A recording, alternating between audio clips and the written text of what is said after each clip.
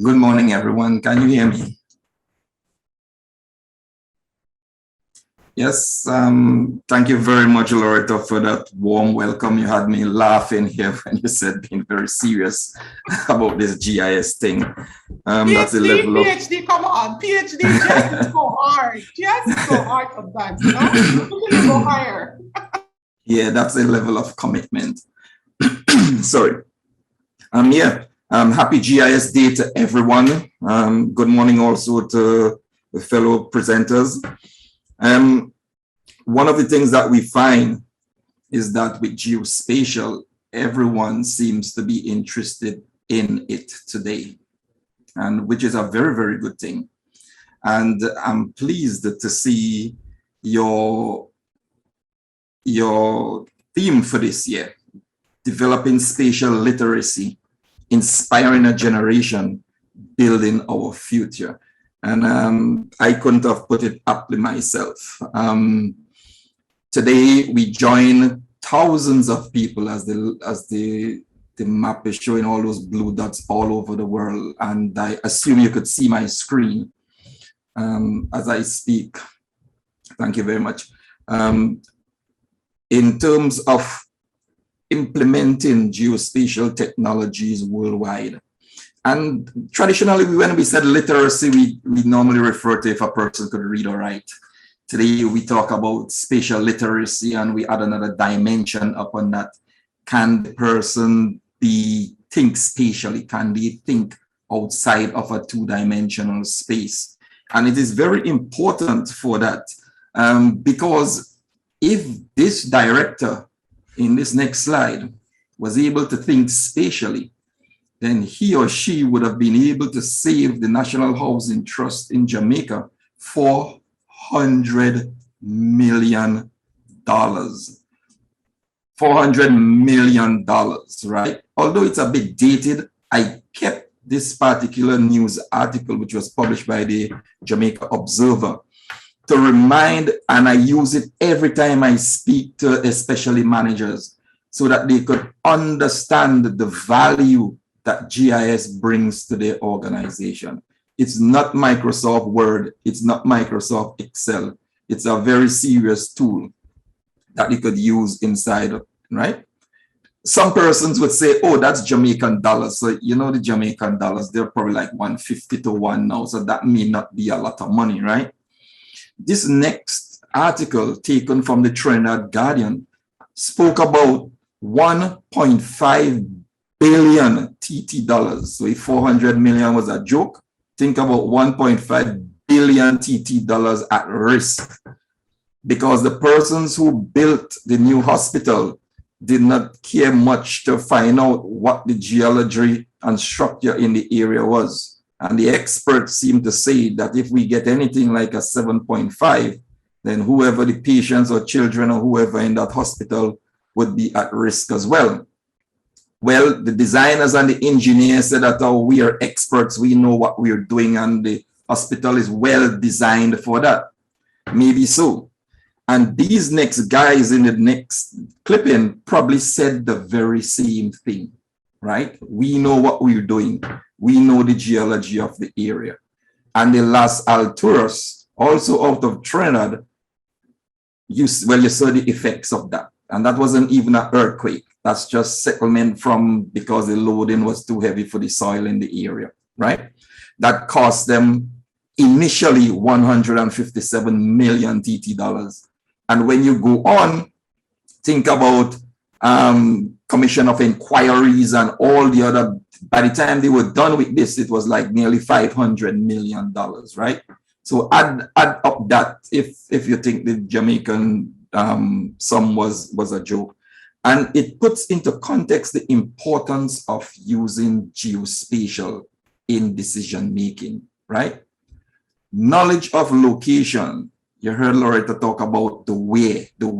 Knowledge of location on or near the surface of the earth accounts for more than 80% of the decisions that we make. Not having access to geospatial information to make those type of informed decisions, not having information about the way could be extremely costly, as you have seen in those 3 cases, especially for government agencies who think they have a lot of money to burn through, right? It therefore makes sense, at least to me, that to support any decision-making activity that relies on location, that we use a tool that is capable of making those decisions. And we know that tool to be a geospatial. People traditionally said geographic information systems. More and more today, you hear we talk about geospatial information systems. And for those persons, I think Fallon said that there are about 11 or 12 of them who is the first time, right? When we talk about geospatial information systems, we talk about an organized collection of computer hardware, software, people, data, procedures, right, that we use to capture, store, manipulate spatial data, and that spatial data has to be connected to some spatial reference system. Early GIS, starting back by Mr. Tomlinson, well, late Tomlinson, way back in the 1960s. Think about it, it's almost 60 years now since the first operational GIS. And yet in some of our territories, we're still not seeing the impact of that within government agencies. Those early GISs were like silos. I remember those days, Loretta. I don't know if you remember back then, right?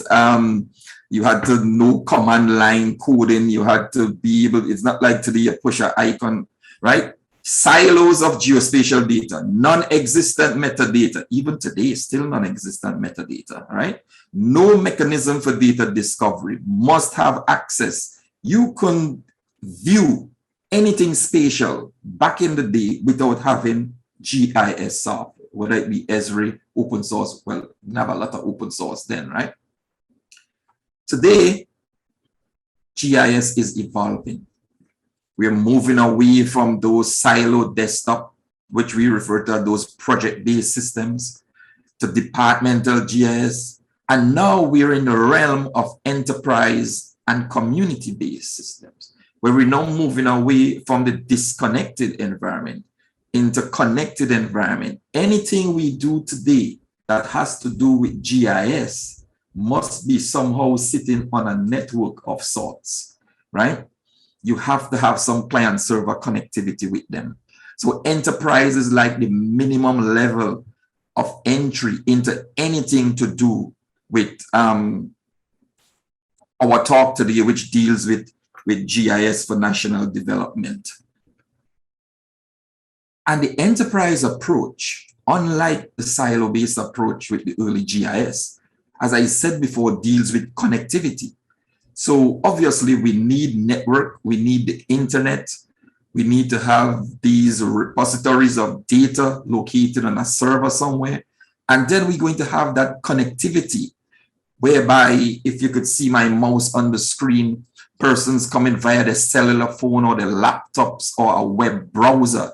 And that is the standard. This is like, and the guys who do development of software today have this mantra that says, any application that you're building has to be built for mobile first, desktop after, because the majority of users today use either their cell phone, a tablet, or a laptop, right?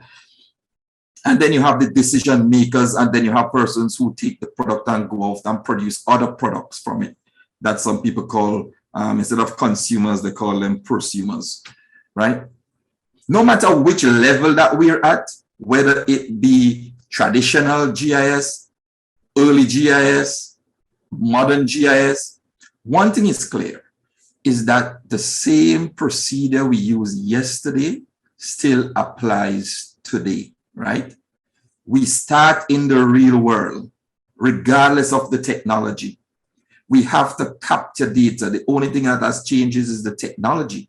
Before we had to go to the field, we have to climb the hills, we have to put in our markers.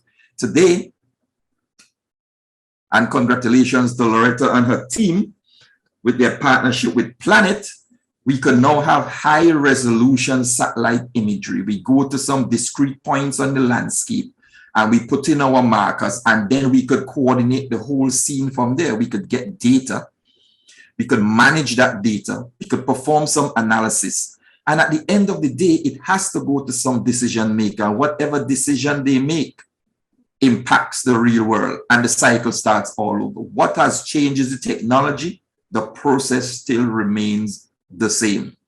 Unfortunately, while remaining the same, some government, well, many government organizations still rely heavily on paper for producing. So you still go into these organizations and you still see a lot of paper, a lot of files. But there are other, we have the remote sensing, like imagery you would get from planet. You would have in areas that may suffer from cloud cover, or for smaller on-demand needs. Drones are becoming very common. You still do interviews, but most day you would see that our collection from drones, imagery from satellites, and the using GPS with tablets or those other devices, right? And I'm not making this up, this image is real today. This wasn't taken yesterday or 10 years ago, right? Most of our, especially our land-related agencies, right? If you look at the condition of this set right here, it's like, if you touch the thing, it might just disintegrate in your hand. How do you extract ownership and title information from something like that?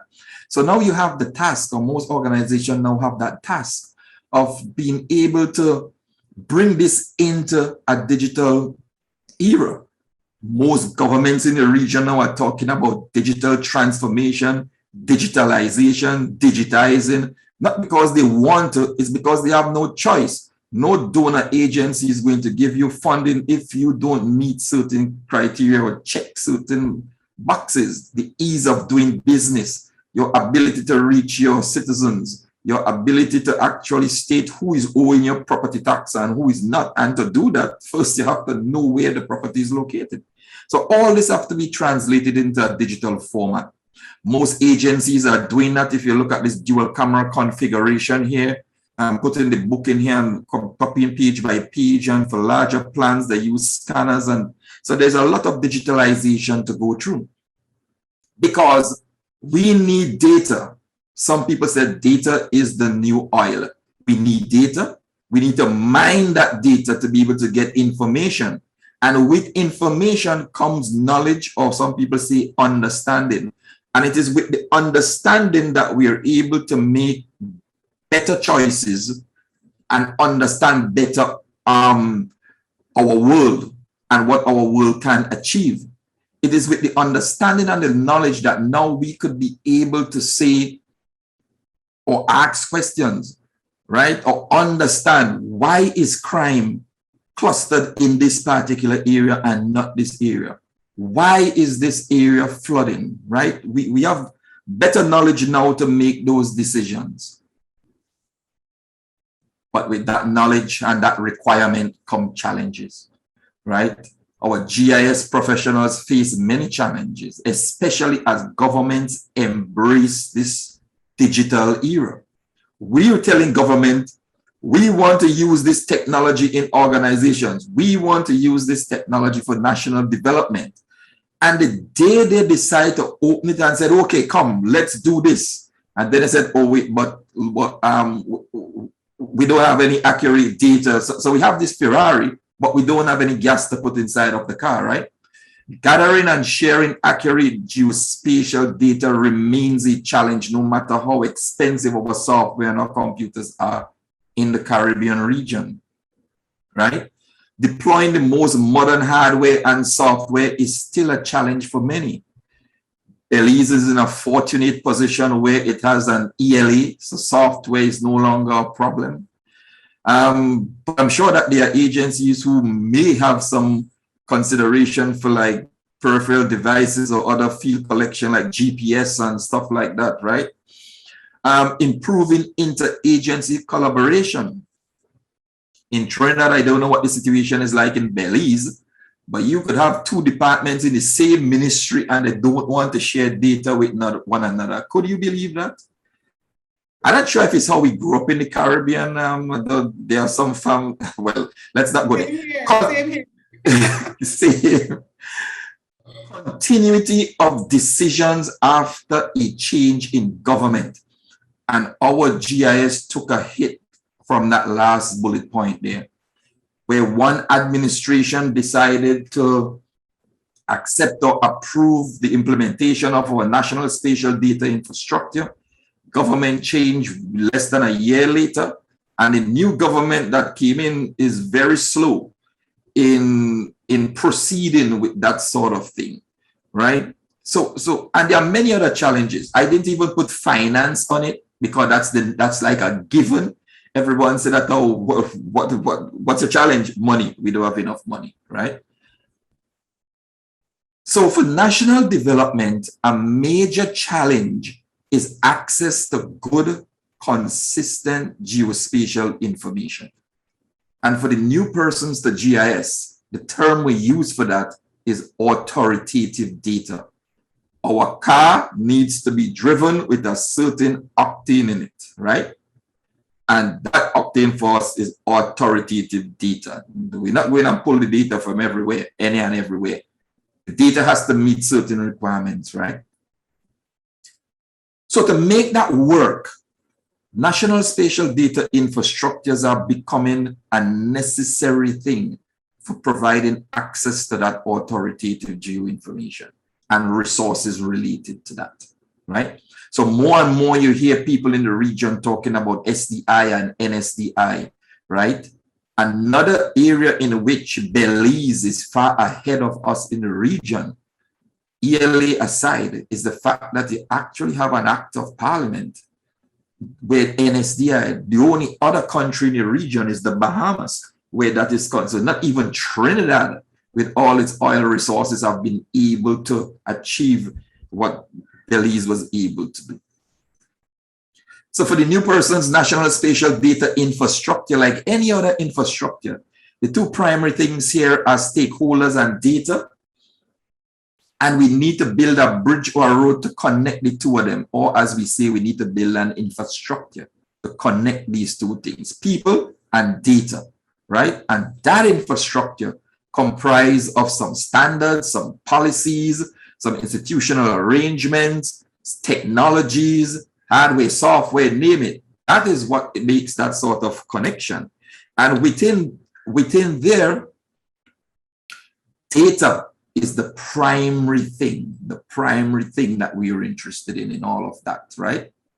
And they speak about data in the terms of core data sets. There are 12 of them, basic starting. We refer to them as fundamental data sets that have to do with parcels, buildings, addresses, roads, administrative boundaries. These are things that must be inside, that forms a base and must be inside of any GIS. And you could probably go through your checklist at the moment and see, okay, for Belize, what do we have? We have land parcels covering everywhere. Do we have digitized buildings? Do we have addresses? By the way, do you guys have an addressing system in Belize at the moment? Question? No? So those are some stuff that we need to put together. Auto images, elevation models, core station or GNSS virtual reference station, right? All of these things need to be in place to help support that infrastructure. Belize is not the only island who is looking towards NSDI. Jamaica has for a long time been the leader for geospatial in the Caribbean and have a very vibrant community. When I lived there, I enjoyed immensely their various GIS day outings. But from the images I saw from the BV itself, from Belize, it looked like you guys are actually rivaling them, and you all just recently started. No, I say that in all seriousness, right? Bahamas, Belize, Trinidad and Tobago, Guyana, and other persons are recognizing the importance of this, right? To make that NSDI work, though, you have to have some governance structure. Without it, then it's pointless, it's useless, right? for you to have an understanding what I mean when I say governance structure, some people look at it like an org chart, organizational chart. So you know everyone, someone have to be at the head, then you know who is going to think, what delegate responsibilities. This is like a concept that was done for Tobago. Although Tobago is part of Trinidad, it has its own island administration government, referred to as the Tobago House of Assembly. So within that, we're working with them to be able to encourage them to go the route of geo-enabling the entire organization. And then when you look at these particular areas here, right, we have these little groups, and you would see fundamental data set is a group. It's a working group whose responsibility is to ensure that the NSDI is functioning properly, right?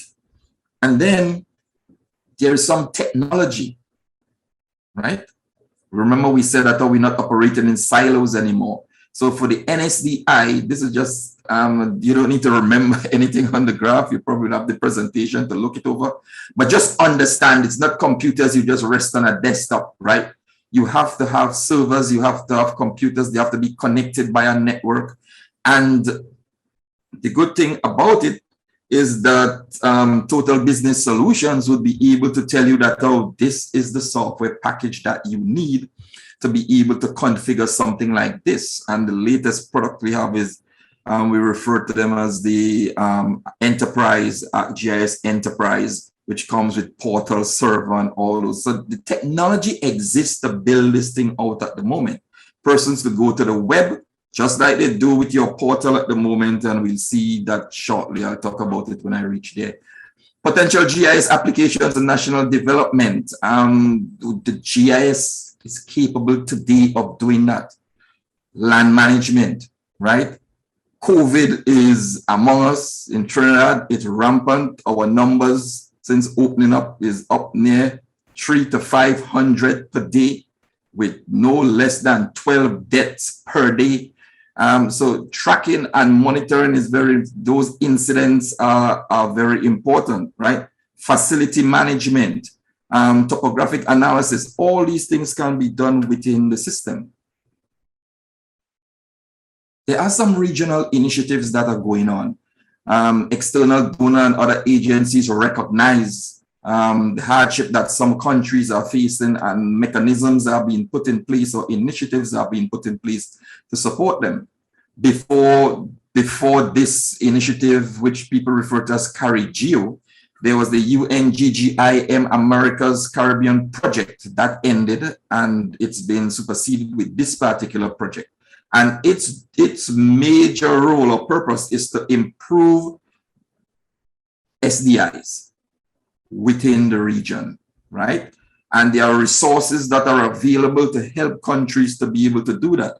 So far, what they have looked at is that data sharing needs to be improved. There needs to be capacity building. There needs to be investment in the infrastructure. There needs to be hardware upgrade funding. And most importantly, there needs to be data.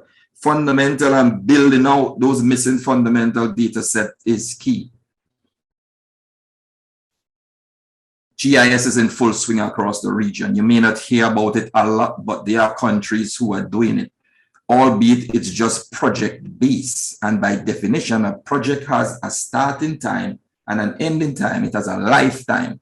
What we don't want is a set of GIS projects across the region. We need to start converting our projects into programs. They must be sustained, right? They must last a lifetime. And some examples here, if I could just go through quickly. I know that I'm probably out of time by now. Insurance, Globe Insurance in the Bahamas, British Virgin Islands, in Barbados, they're using it for vector control, where inspectors go out and map the various areas where they might have mosquitoes or something like that. The Jamaica bauxite is using that to be able to monitor dust pollution for residents and also mining their ore bodies. Guyana is using it because, you know, Georgetown is below sea level, so their sea defense is very, very important for them, right? Land management in Trinidad and Tobago, state land management, they're using GIS web-based systems to be able to support those sort of activity. Jamaica is doing the same with Parcel information management. IMAP Jamaica, the sort of flagship product, it has been running for nearly 10 years. I think it's probably the most used web-based application in the end. And I'm not saying that because I implemented it. I'm just saying that because it's true, right? It reached people all the way to Russia, and we had a tracker on it to be able to tell where users were coming from, right? You just go on it, search for your house, or click on your parcel and get information related to it. Just released this week, Grenada Digital Twin version 2, right? Esri is working with Grenada. And if you've never heard of digital twin, it's just a fancy name these days for 3D. So you get your rendering it, the trees, the building. So you're making a copy of the real world inside of the computer so that you can make more informed decisions. Planners and people who are in biodiversity and would love that sort of thing, because now you could go, you could put in, somebody said they want to put up a 4-story building. You could model that 4-story building to see how it casts shadows, how it's going to look at the landscape, how it's going to change your waterfront, and decide whether or not you're going to approve something like that. So the digital twin becomes important today. And then we have Belize's national spatial data infrastructure, right? Kudos to you guys. If you have never been there before, then you probably want to get in there and have a look at the Geo portal and be able to access some data out of that, right? At the University of the West Indies, contrary to what people think, that people at the University of the West Indies only do theory, we are heavily built into practice, especially in our geospatial programs, right? Right now, our students have done several projects where they have built out, using their knowledge, a base map of the campus, which is heavily used by the facilities management division. We could superimpose upon that where that purple line you see in there is where our underground fiber optics cable run. And that's important because if you're going to dig, then you need, at least you could probably burst anything else, but not the fiber optics, right? And also we are looking at how we visualize space. Space management is important to us. So we have a research project where we're taking GIS indoors to help us with managing our spaces. Now, we mentioned the idea about fundamental data sets and getting up-to-date data.